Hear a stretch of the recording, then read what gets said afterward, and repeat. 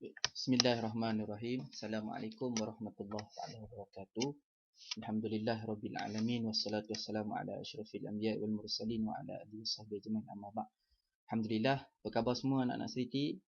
Insya-Allah kita berjumpa lagi. Baik, pada kali ini insya-Allah kita akan merujuk kepada pelajaran tauhid tahun 3, iaitu pada pelajaran yang kelima, iaitu sifat-sifat bagi Rasul. Murid-murid sekalian,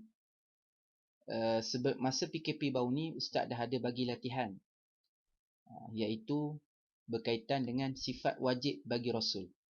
InsyaAllah pada hari ini kita akan bincang, kita akan sama-sama melihat apa yang dikatakan dengan sifat-sifat Rasul. Baik, murid sekalian, sifat-sifat Rasul ni adalah sifat-sifat yang ada pada Rasul, yang mustahil ada pada Rasul. Baik, sifat-sifat Rasul terbahagi kepada 3. Yang pertama, sifat wajib. Yang kedua, sifat mustahil. Dan yang ketiga, sifat harus. Jadi, murid-murid sekalian boleh rujuk pada buku teks Tauhid tahun 3 pada halaman 24, 25, 26, 27, 28, 29 dan 30. Sekalian, kita pergi pada sifat yang pertama, iaitu sifat wajib. Apa yang dikatakan dengan sifat wajib? Murid-murid ada tahu?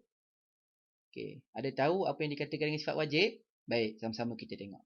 Sifat wajib bagi Rasul adalah sifat yang harus dan wajib dimiliki oleh Rasul. Penjelasan dia adalah sifat ni memang kena ada pada Rasul. Baik, sifat wajib terbahagi kepada 4. Yang pertama, as-sidqu, benar dalam segala ucapan dan tingkah laku. Seorang Nabi, seorang Rasul mestilah seorang yang benar dalam semua ucapan dan juga tingkah laku. Lepas tu kalau kita baca dalam sirah, bagaimana Saidina Abu Bakar As-Siddiq adalah seorang sahabat yang diberi gelaran As-Siddiqu, yakni yang membenarkan segala apa yang keluar daripada mulut Nabi SAW. Itu hebatnya Saidina Abu Bakar. Sifat yang kedua, sifat wajib yang kedua adalah al-amanah, dipercayai. Kita belajar dalam sirah bagaimana sewaktu baginda Nabi SAW kecil, baginda digelar sebagai seorang al-amin yang dipercayai, sehingga kan kabilah-kabilah Arab yang ingin keluar, mereka akan simpan harta mereka dengan Nabi SAW. Itu hebatnya murid sekalian Nabi ni. Yang ketiga, at-tabligh, menyampaikan. Seorang Nabi, seorang Rasul mesti menyampaikan apa yang Allah Ta'ala perintahkan. Dan yang keempat, al-fatanah, bijaksana atau cerdik. Seorang Nabi dan Rasul mestilah seorang yang bijaksana, dan juga mestilah seorang yang benda ni, sifat wajib ni, sifat yang memang kena ada pada seorang Rasul. Seterusnya kita tengok apa yang dikatakan dengan maksum. Murid mesti tanya, Ustaz, apa itu maksum? Kan?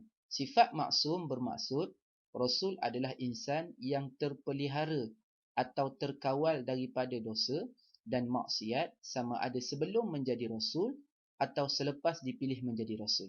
Maknanya Nabi dan Rasul ni, sebelum dia dipilih menjadi Rasul, mereka ni terpelihara ataupun terkawal daripada Rasul. Kita tengok dalam sirah kan. Kita ambil contoh yang paling dekat dengan kita, contoh yang paling mudah untuk kita faham, iaitu Nabi SAW. Ketika mana Nabi kecil, Nabi terdengar paluan kompang, Nabi teringin untuk pergi ke sana, lalu Allah Ta'ala tidurkan Nabi. Maknanya Allah Ta'ala pelihara, Allah Ta'ala kawal Nabi daripada perkara-perkara yang dosa dan juga maksiat. Baik, sekalian, itu yang sekalian. Jadi keempat-empat sifat ni mustahil ada pada seorang Nabi dan juga Rasul. Seorang Rasul. Baik, ini yang kedua.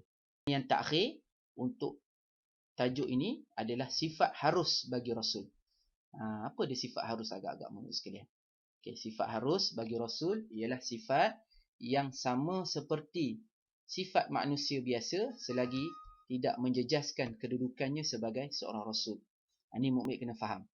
Sifat ni sama dengan kita manusia biasa, tetapi ada perbezaan dia sehinggalah sifat tersebut tidak menjejaskan kerasulan Rasul tersebut. Contoh, sifat harus ni apa dia? Makan dan minum.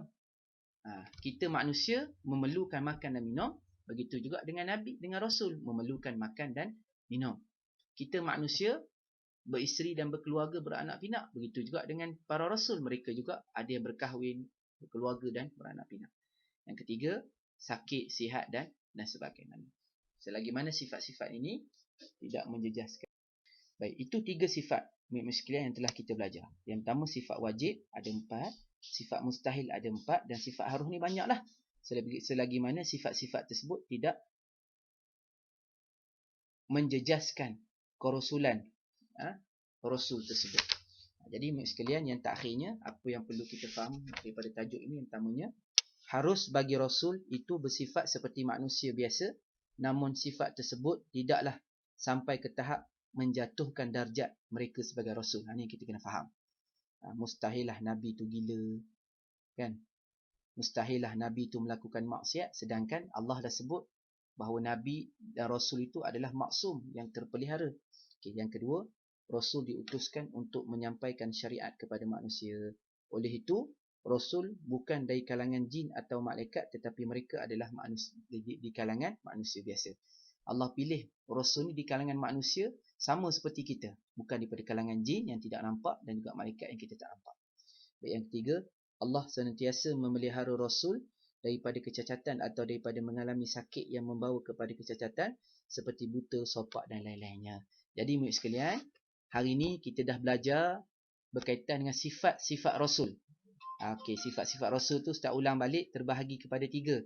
Ada yang dikatakan dengan sifat wajib. Apa dia sifat wajib tu? As-sidqu, al-amanah, at-tabligh, al-fatanah.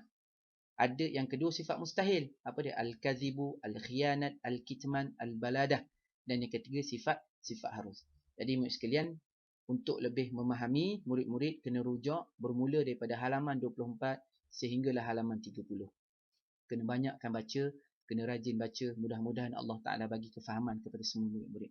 InsyaAllah untuk hari ini kita hanya fokus perbincangan kita kepada sifat-sifat Rasul sahaja. Wallahu a'lam.